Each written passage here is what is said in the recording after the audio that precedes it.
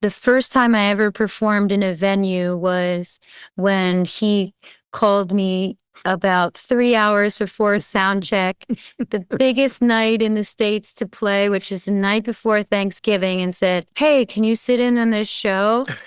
And I had to say yes because I knew if I didn't say yes, then like someone else would just fill in the. Some other harp player. Coop was like, "Oh, my regular harp player couldn't make it tonight, so I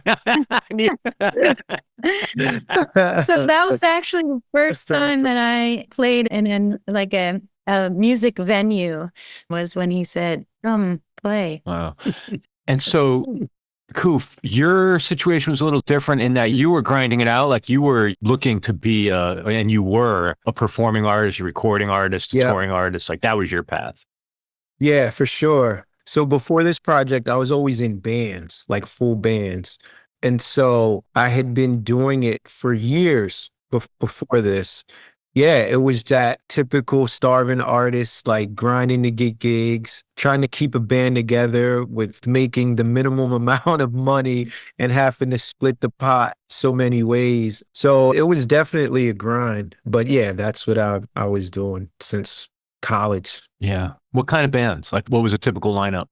So drum, bass, keys, guitar. And then I always had like a vocalist as well. So was it like in the mold of like the Roots? Is that? Yeah. I mean, like living and growing up in Philly, that was a huge inspiration. And at that time, so we're talking like mid 2000s, like 2004 to 2011. It was like Philadelphia and the soul scene and the live hip hop was at a high. And I was definitely in that movement. And yeah, so the first band was more like a Limp Bizkit, like rock and hip hop.